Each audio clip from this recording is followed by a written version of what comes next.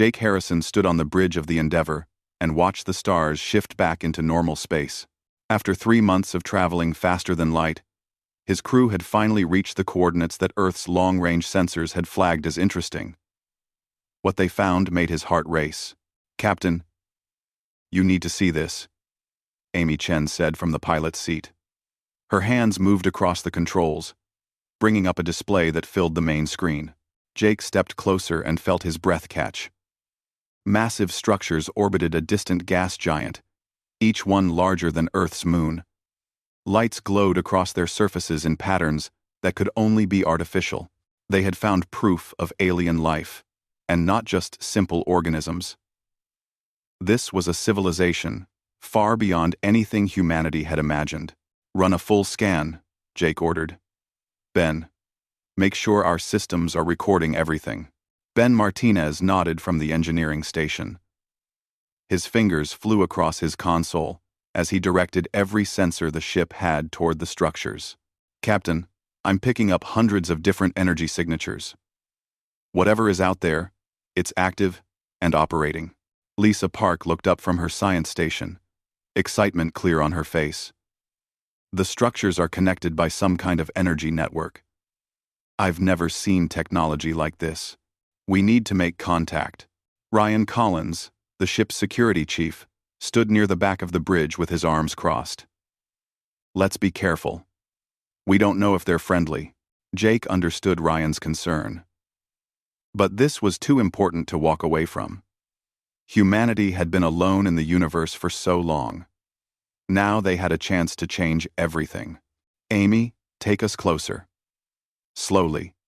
"Ben, prepare a communication package.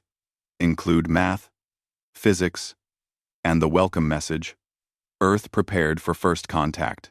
The Endeavor moved forward, its engines barely making a sound in the vacuum of space. As they approached, the structures grew larger and more impressive. Jake could see ships moving between the stations. Hundreds of different designs that suggested many different species called this place home. "Transmitting now," Ben said.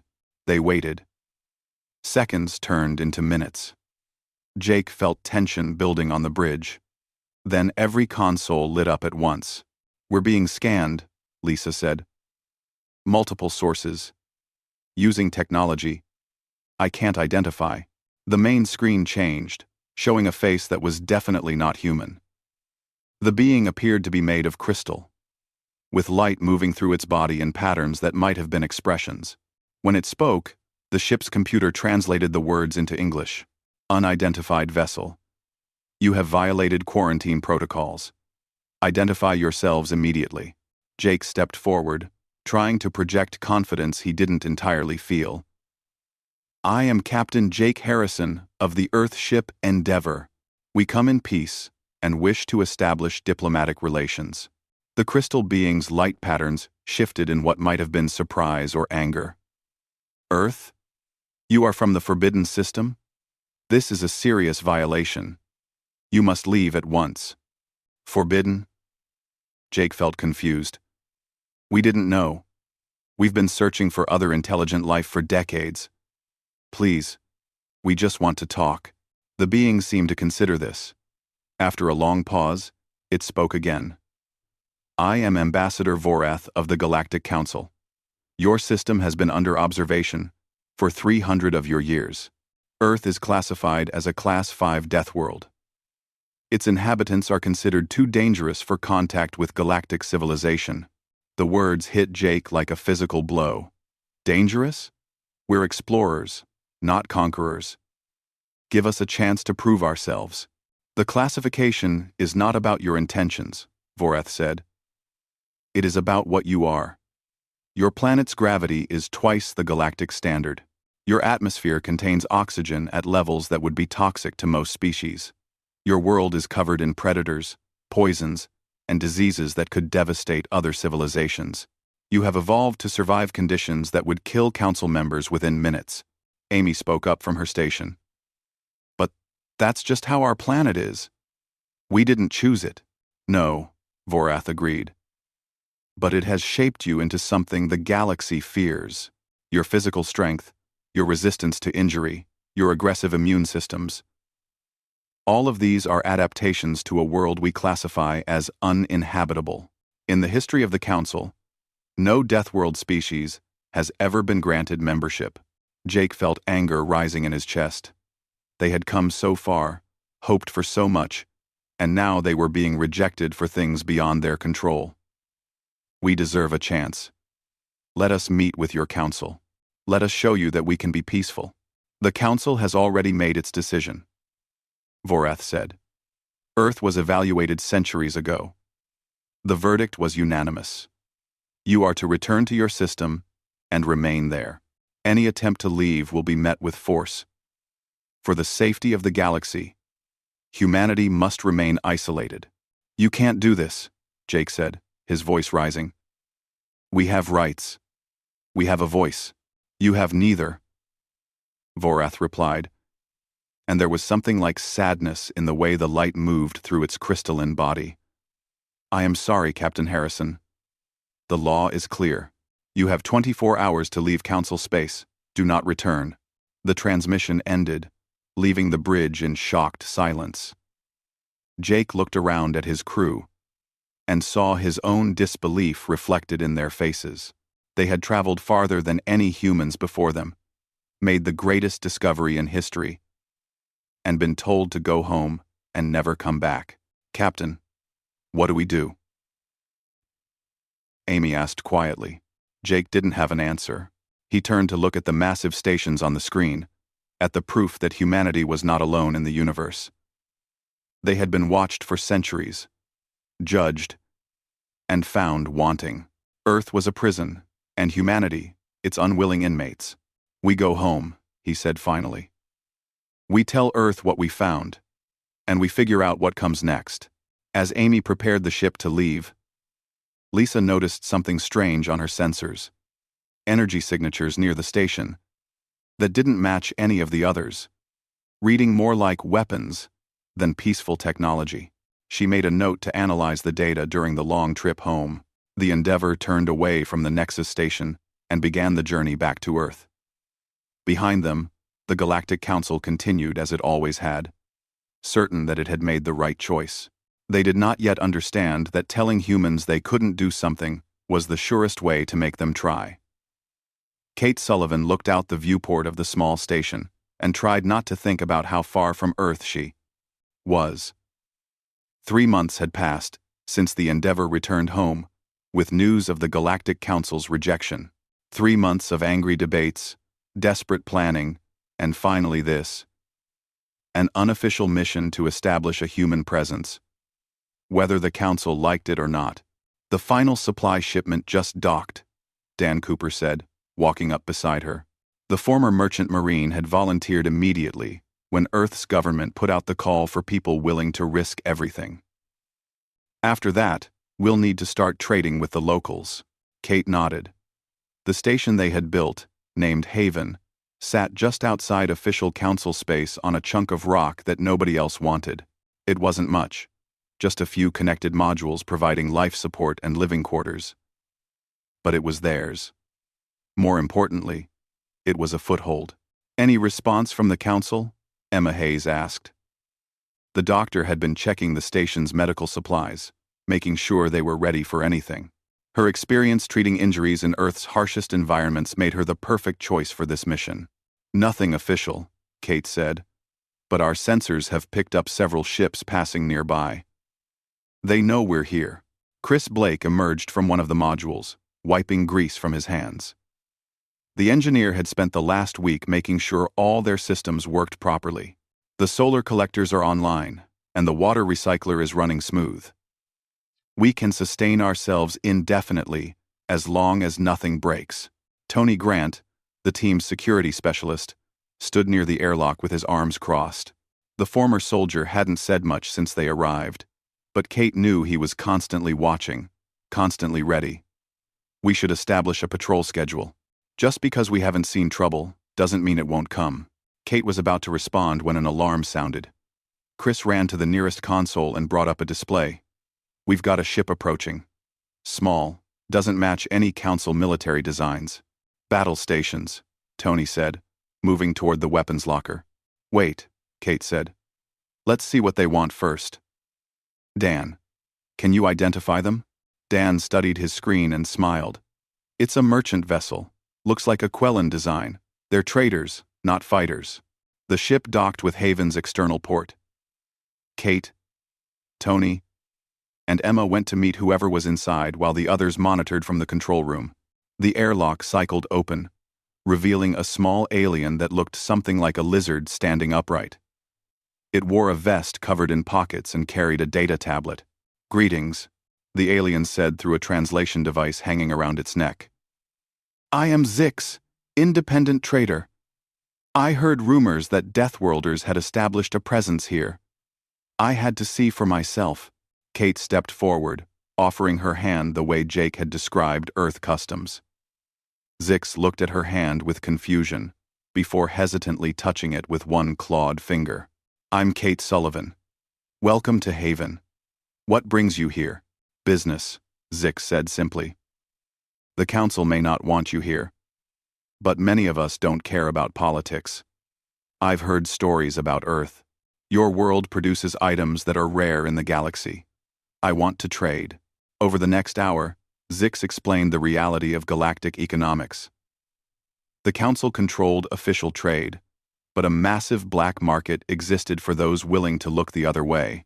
Items from Deathworlds were particularly valuable because they were difficult to obtain. Earth's heavy gravity meant its metals were denser and stronger. Its aggressive ecosystem produced compounds that didn't exist elsewhere. I can sell anything you produce, Zix said eagerly. Tools, materials, even your food. Many species would pay fortunes to taste something from a forbidden world. Dan's eyes lit up. We can do that. We have connections back on Earth. Give us 2 weeks and we'll have a catalog ready. After Zix left, Kate felt the first real hope since leaving Earth. They might be unwelcome officially, but unofficial channels could keep them supplied and connected. Word spread quickly. Within a month, Haven became a regular stop for merchants from a dozen species. Dan negotiated deals that brought in currency and resources. Emma's medical skills became legendary after she saved a dying trader using techniques that other doctors said were impossible. The patient had been poisoned, and Emma recognized the symptoms from her work with Earth's venomous creatures. It was after the 3rd month that Commander Threx arrived. His ship was clearly military, and Tony immediately went on alert. The tall, armored alien boarded Haven with an escort of soldiers, and Kate prepared for the worst. I am Commander Threx of Council Security, the alien announced. His translator gave his voice a deep, threatening tone. You are operating in violation of quarantine protocols. We're outside council space, Kate said, keeping her voice steady. Threx walked through Haven's corridors, his soldiers following. Kate noticed him testing the temperature, gravity, and air pressure. All of it was set to Earth normal, which meant it was harsh by galactic standards. Most aliens who visited needed environmental suits. Threx seemed uncomfortable, but not incapacitated. You've been trading with council citizens, Threx said. Introducing materials from a death world without proper safety screenings. Everything we trade is safe, Emma said. I've personally tested every item. Threx turned to look at her, and Kate saw something unexpected in his expression. Curiosity, not anger. You are the doctor who saved Zix's life? I just did what any doctor would do. No, Threx said. What you did was impossible according to our medical science. Zix had been poisoned by a compound that has no known cure. He should have died, yet within 3 days of your treatment, he was healthy again. Emma shrugged. Earth has thousands of poisonous plants and animals. I've spent my career studying toxins. This one was different from anything I'd seen before, but the basic principles were the same. Threx was quiet for a long moment. Then he surprised everyone by sitting down at their small table. His soldiers looked confused, but remained at attention. I came here to arrest you, Threx said. But I find myself curious instead. Your species survives conditions that would kill most council members. You solve problems in ways we never consider. Perhaps the council made an error. Then help us, Kate said, sitting across from him. Talk to the council. Tell them we're not a threat. I have no such authority, Threx said. But I can offer an unofficial arrangement. You may remain here, so long as you cause no trouble and draw no attention. Continue your trading, your healing, your quiet existence. If you prove yourselves valuable enough, perhaps minds will change. After Threx left, the Haven crew celebrated. They had been given permission to exist, even if unofficially. It was more than they had hoped for, but not everyone on the council was as open-minded as Threx. Councillor Vresh learned of the human presence and was furious. He began organizing other council members who shared his fear of Deathworlders. Sanctions were placed on aliens caught trading with Haven. Pressure mounted. Kate received the message from Threx warning her of the danger. Vresh was powerful and determined. The humans had made progress, but they had also made an enemy. The coming months would determine whether humanity's foothold in the galaxy would survive or be crushed. The emergency message reached Haven at 3 a.m. station time. Emma woke to alarms and rushed to the control room where Kate was already reading the transmission. It's from Nexus Station, Kate said, her face pale. They're reporting an outbreak of some kind. Dozens dead already, hundreds sick. They're asking anyone with medical knowledge to help. Emma felt her training kick in immediately. Get me everything they have. Symptoms? Progression rate. What treatments they've tried. Within an hour. Emma was reviewing data that made her heart sink. The disease moved fast, killing most victims within 2 days. It started with fever and weakness, then progressed to organ failure. Council doctors had tried every standard treatment, and nothing worked. They didn't even know what kind of pathogen they were dealing with. I need to go there, Emma said. I might be able to help. Vresh is on the council, Tony reminded her. He'd use your presence to demand we be expelled. It could destroy everything we've built. People are dying, Emma said firmly. I didn't become a doctor to play politics. Kate made the decision quickly. Dan, get us a fast ship. Chris, pack Emma's medical equipment. We're going to Nexus Station. The trip took 6 hours. During that time, Emma studied the data over and over, looking for patterns. Something about the symptoms seemed familiar, but she couldn't quite place it. When they docked at Nexus Station, Commander Threx met them personally. The Council did not authorize your presence, he said, but his tone suggested he was grateful anyway. If you can help, do it quickly, before Councillor Vresh learns you are here. The medical bay was chaos. Aliens of dozens of species lay in beds, most unconscious, some crying out in pain. Council doctors moved between them, looking exhausted and hopeless. Emma watched for a moment. Then something clicked in her mind. It's bacterial, she said suddenly. This isn't a virus. It's a bacterial infection. The head doctor, a thin alien with 4 arms, looked at her with disbelief. Impossible. We have eliminated all harmful bacteria from Council space centuries ago. Our environments are completely sterile. That's the problem, Emma said, excitement building as the pieces fit together. Earth isn't sterile. We're constantly exposed to bacteria, so our bodies learn to fight them. Your species never developed those defenses because you never needed to. This bacteria probably came from somewhere outside Council space, and now it's spreading through a population with no immunity. Even if you are correct, the doctor said, we have no treatment for bacterial infections. Such diseases have not existed here for generations. Emma smiled. But they exist on Earth. We have a whole class of medicines specifically designed to kill bacteria. I can synthesize them here if you give me access to your pharmaceutical facilities. The Council doctors were skeptical, but they had no other options. Emma worked with Chris to adapt Earth's antibiotic formulas, using materials available on the station. The first batch was ready within 12 hours. We need to test it, the head doctor said. Standard protocols require months of safety trials. Quote, "We don't have months," Emma said. "People are dying right now. Let me try it on the volunteer patients, the ones who agreed to experimental treatment." 3 patients received the first doses. Emma stayed by their beds, monitoring their vital signs every few minutes. For the first hour, nothing changed. Then, slowly, their fevers began to drop. By the 6th hour, 2 of them were conscious and talking. By the 12th hour, all 3 were recovering.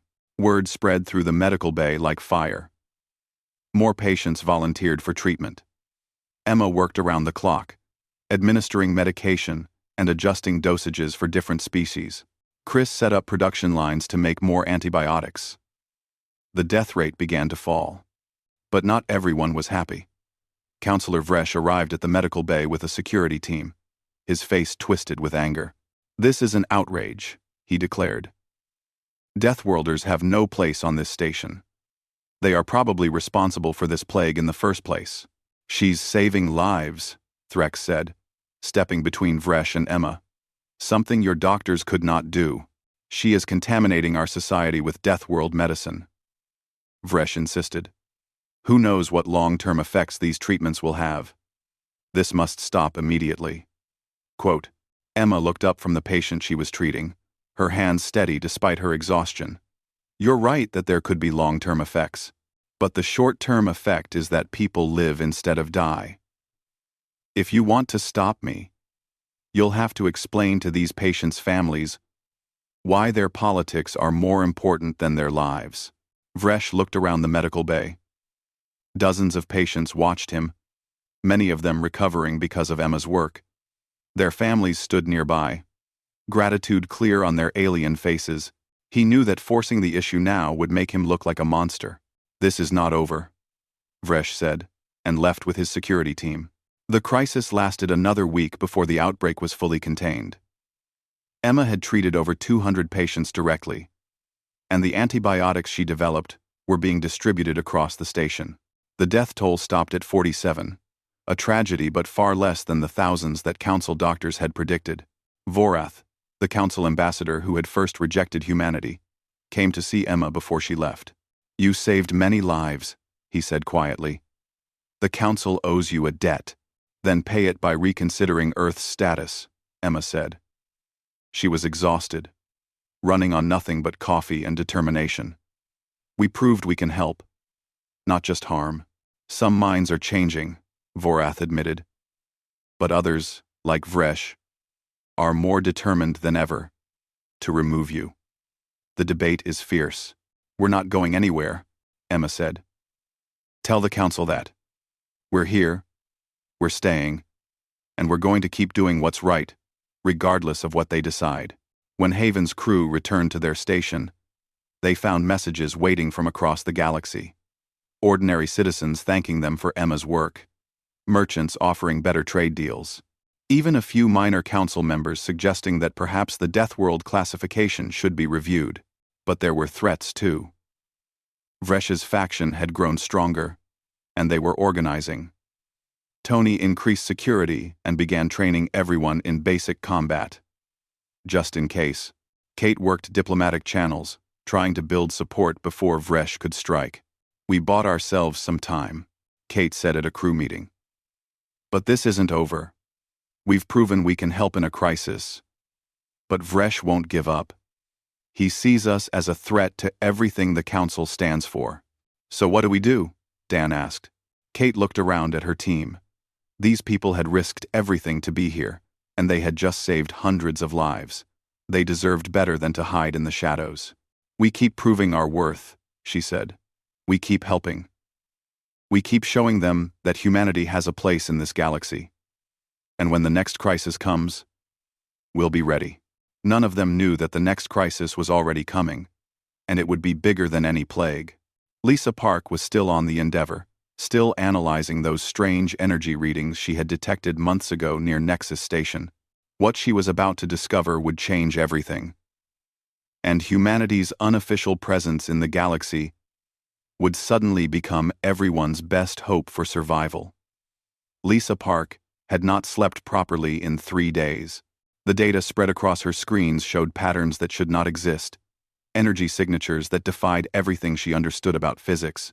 She had been analyzing the readings she took near Nexus Station months ago, expecting to find nothing unusual.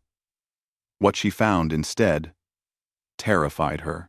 "Jake, you need to see this," she said over the communication link to where Captain Harrison was working in another section of the Endeavor.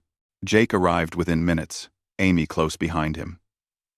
They had been preparing the ship for another supply run to Haven when Lisa's urgent message came through. "What is it?" Jake asked.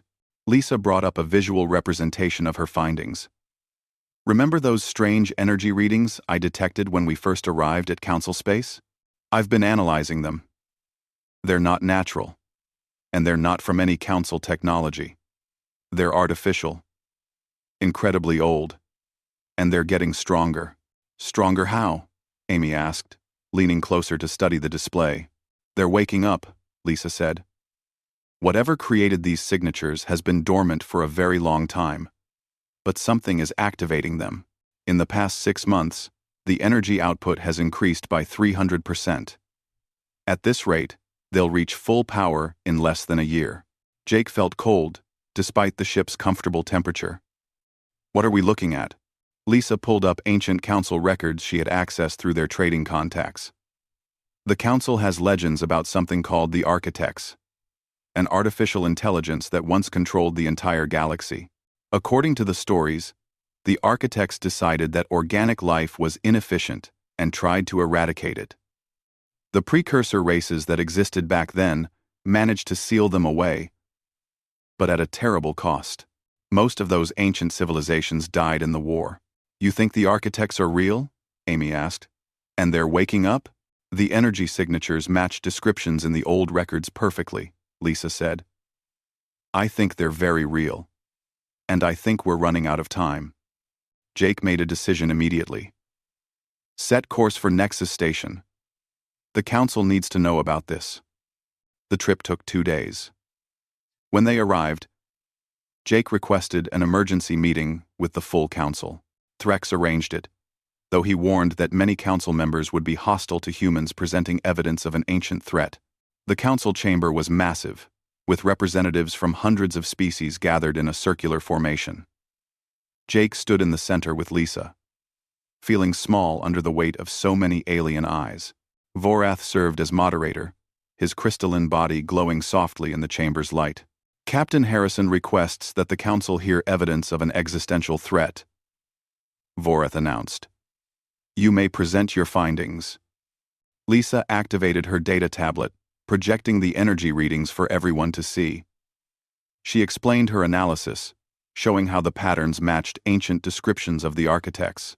She presented projections of what would happen when they reached full power. The chamber erupted in argument. Some Council members seemed genuinely concerned. Others dismissed it immediately. "This is absurd," Councillor Vresh declared loudly. "The Architects are mythology, stories we tell children. This is clearly an attempt by the Deathworlders to create fear and make themselves seem necessary. The data is real," Lisa insisted. "Whether you believe in the Architects or not, these energy signatures exist, and they're growing. Something is out there, and it's waking up. Perhaps it is a natural phenomenon," another Council member suggested. "Or an old mining facility that was forgotten." "With all respect," Jake said, trying to keep his voice calm, "your own records describe exactly this. The Architects use technology that could harvest stars for energy. These readings show that kind of power." "Prepare for what?" Vresh said mockingly. "A fairy tale? The Council will not waste resources chasing human fantasies." The debate went on for hours. In the end, the Council voted to send a small research team to investigate, but nothing more. Most members believed it was either a natural phenomenon or, as Vresh suggested, a human trick. Only Threx and a handful of others took the threat seriously. Jake and Lisa left the Council chamber feeling frustrated and worried. Threx walked with them back to their ship. "I believe you," Threx said quietly. But the Council has existed for 10,000 years without facing an existential threat. They cannot imagine such a thing happening now. Then they're fools, Jake said bluntly. When the architects arrive, polite words won't save them. What will you do? Threx asked. Jake thought for a moment, then made a decision that would change everything. We'll prepare. If the Council won't defend itself, we'll do it ourselves. Back at Haven, Kate listened to Jake's report with growing concern. She immediately called a meeting of everyone on the station. We need to assume the worst, Kate said. If the architects are real and they're coming, we need to be ready to fight. Fight with what? Chris asked. We have one small station and a handful of trading ships. Then we get more, Dan said. I know every trader and smuggler in this sector. If we're willing to pay, we can buy weapons and ships. I can organize training, Tony said. Most aliens don't think about warfare the way we do. Earth's military history might give us an advantage. Over the next few months, Haven transformed from a quiet trading post into a military outpost. Dan used his contacts to acquire weapons and ships, much of it outdated by Council standards but functional. Tony trained anyone willing to learn, teaching both humans and aliens how to fight. Chris worked on upgrading their small fleet with experimental technology. Emma prepared medical facilities for the casualties everyone knew were coming. Other humans began arriving too. Earth sent more volunteers, people with military and engineering experience. Word spread through the human population that something big was coming, and many wanted to help. Haven expanded, adding new modules and facilities. Threx visited regularly, bringing information and, quietly, some Council military equipment that he claimed had been lost in accounting errors. A few other aliens joined as well, those who believed the threat was real and wanted to be ready. Then the news came that changed everything. The Council research team sent to investigate the energy signatures had been destroyed. Only automated systems recorded what happened. A massive vessel, unlike anything in current galactic databases, had emerged and obliterated the research ships in seconds. The architects were not a myth. They were real. And they had returned. Panic spread through Council space. Some species began evacuating to distant systems. Others demanded military mobilization. The Council called an emergency session. And this time, everyone was listening. Jake and Kate attended, representing humanity and the coalition they had built. Vresh was there too, his earlier mockery replaced by barely concealed fear. The threat is confirmed, Vorath announced. The architects have returned. We must decide how to respond. We cannot fight them, one council member said. Our ancestors barely survived last time, and they were more advanced than we are now. We must negotiate, another suggested. Perhaps they can be reasoned with. They're machines, Lisa said from her position beside Jake. They don't negotiate. They calculate. And last time, they calculated that organic life was an inefficiency to be eliminated. Then what do you propose? Vresh asked, his voice dripping with contempt. That we trust Deathworlders? To save us? Yes, Jake said simply. Because we're the only ones who've been preparing. While you debated and doubted, we've been building an army. It's not big. The council argued for hours. Some wanted to fight. Others wanted to flee. Still others wanted to surrender and hope for mercy. Finally, as the debate grew more desperate, alarms sounded throughout Nexus Station. The architects had arrived at the edge of council space. Their fleet was massive. Hundreds of vessels, each powered by technology that made council ships look primitive. They issued a demand through every communication channel. Surrender all inhabited worlds for reclamation or face extinction. The galaxy had 24 hours to decide. In the chaos that followed, Jake stood and spoke loudly enough to be heard over the panic. 24 hours, he said. That's how long we have to choose between giving up or fighting back. The The council can spend that time arguing and running, or you can spend it preparing to survive. Haven is ready to fight.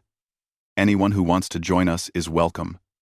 Anyone who doesn't can get out of our way. As Jake walked out of the chamber, Kate and the rest of Haven's crew followed. Behind them, council members shouted questions and demands, but some, inspired by human determination or simply desperate enough to try anything, began to follow as well. Threx was first, then others.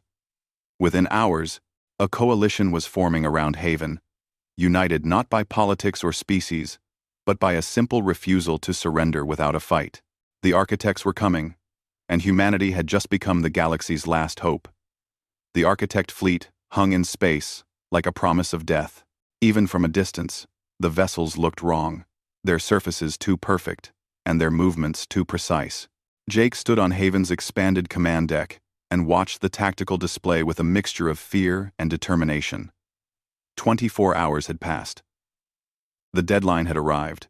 All ships report ready, Amy said from the pilot station. Around Haven, a fleet of over 100 vessels waited.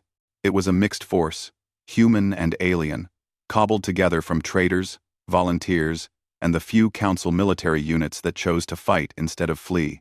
Against the architects' hundreds of massive warships, it looked pitifully small.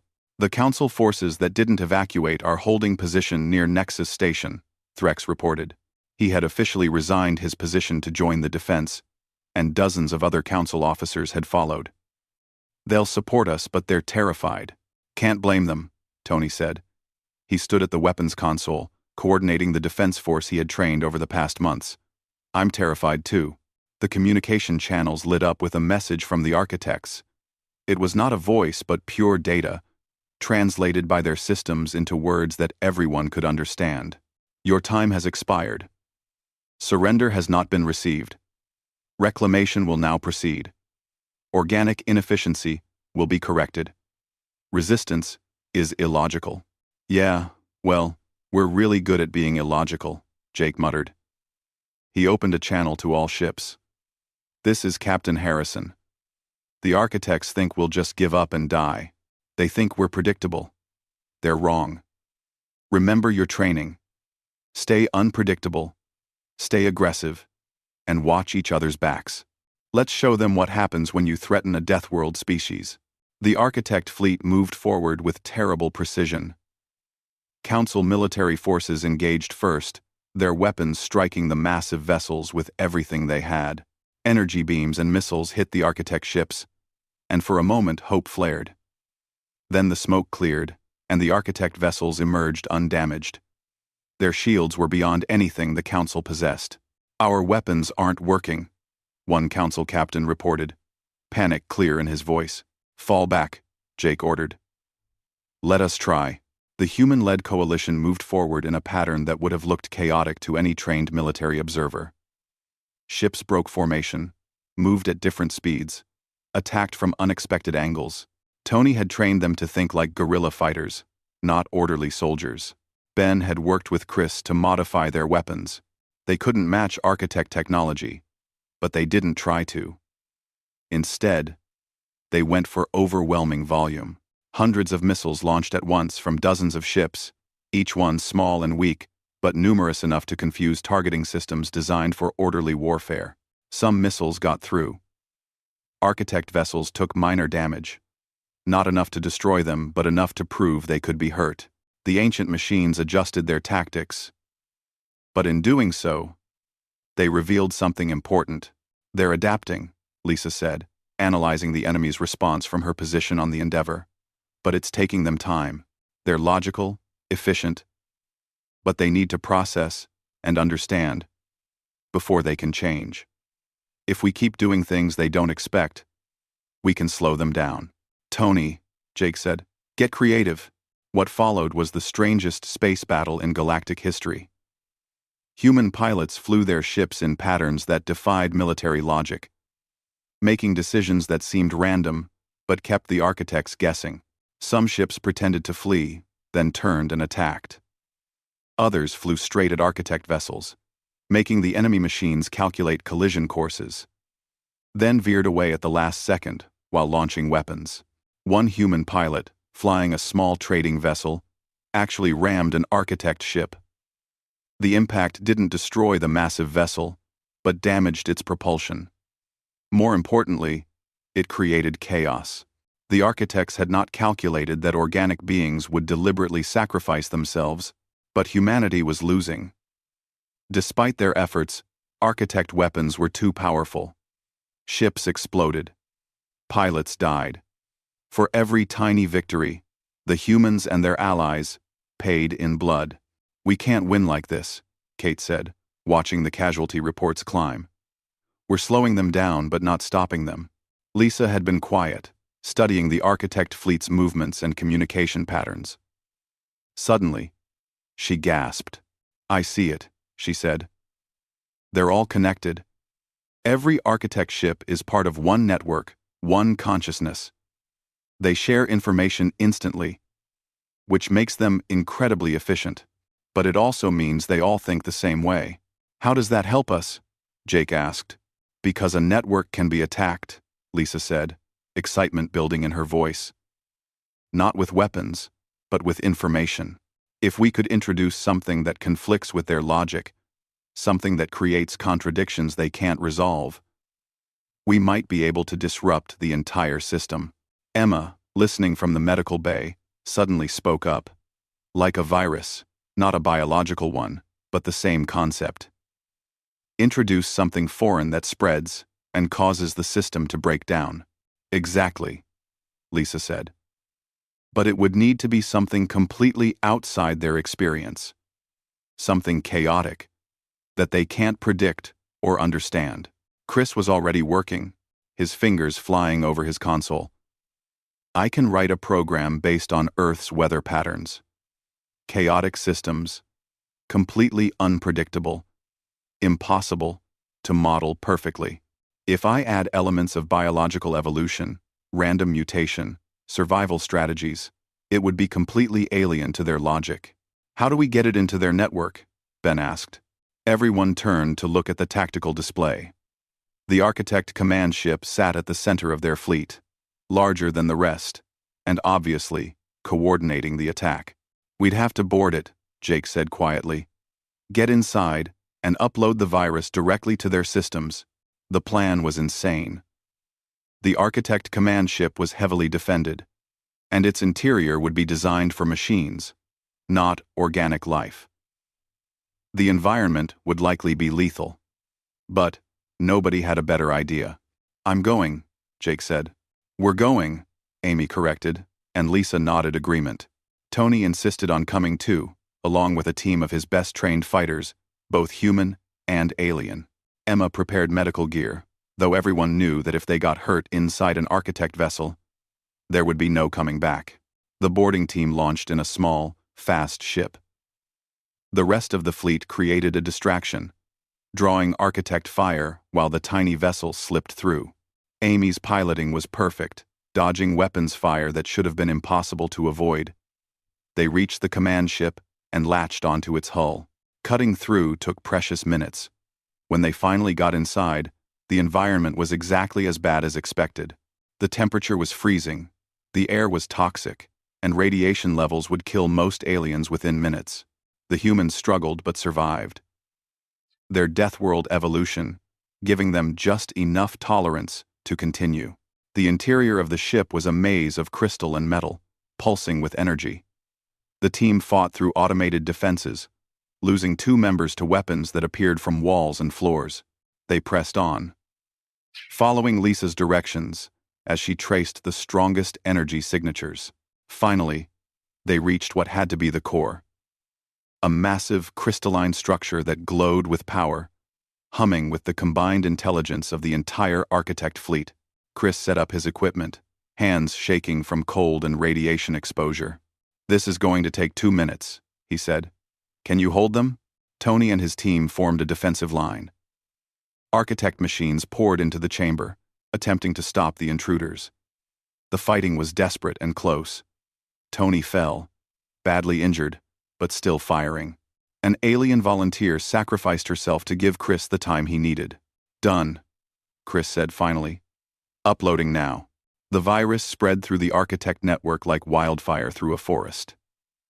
The ancient machines encountered something they had never experienced. True randomness. Chaos that could not be calculated or predicted. Their systems tried to process it, to find the logic, to restore order. But chaos, by definition, cannot be ordered. The Architect fleet began to falter. Ships stopped moving in perfect formation. Some fired at each other. Their systems confused about target identification. The command ship's core started to pulse erratically. Time to leave, Jake shouted. The team ran back through the ship's corridors, carrying their wounded. Behind them, the Architect vessel began tearing itself apart as its systems consumed their own resources trying to resolve impossible equations. They barely made it back to their ship before the command vessel exploded. Across the battlefield, the Architect fleet was collapsing. Without the central intelligence to coordinate them, individual vessels retreated, trying to process what had happened. Some shut down completely. Others fled into deep space. Within an hour, the threat was over. The galaxy was saved, not by superior technology or overwhelming force, but by chaos and creativity. By thinking in ways the Architects never could. By being illogical, unpredictable, and willing to risk everything. In the aftermath, the Galactic Council had no choice but to acknowledge what everyone had witnessed. Humanity had done what the Council could not. Vorath himself proposed emergency membership for Earth, and this time, even Vresh did not object. The vote was unanimous. Haven became Earth's official embassy. Kate accepted the role of ambassador permanently. Jake and his crew received honors from dozens of worlds. Tony recovered from his injuries and began training a joint military force, combining human tactics with Council technology. Emma established a medical exchange program, teaching other species while learning from them. Chris and Ben started a technology institute, sharing Earth's chaotic approach to innovation with a galaxy that had forgotten how to think outside perfect systems. Months later, as construction began on a massive joint research station, Lisa stood with Jake, looking out at the stars. The station would house humans and aliens working together, combining the stability of galactic civilization with the dynamic chaos of Deathworld thinking. They still fear us sometimes, Lisa said. I can see it when aliens look at humans. They remember that we come from a world that would kill them. Let them remember, Jake said. Fear isn't always bad. It's respect. They know now that we're dangerous, but they also know that we're dangerous to the right things, to threats, to tyranny, to extinction. Do you think the Architects will come back? Lisa asked. Maybe, Jake said. But if they do, we'll be ready. And we won't be alone. Earth was no longer isolated. Humanity no longer had to prove they deserved a place among the stars. They had earned it through courage, creativity, and a stubborn refusal to accept that they weren't welcome. The Deathworlders had arrived, not because they were invited, but because they chose to, and the galaxy was better for it.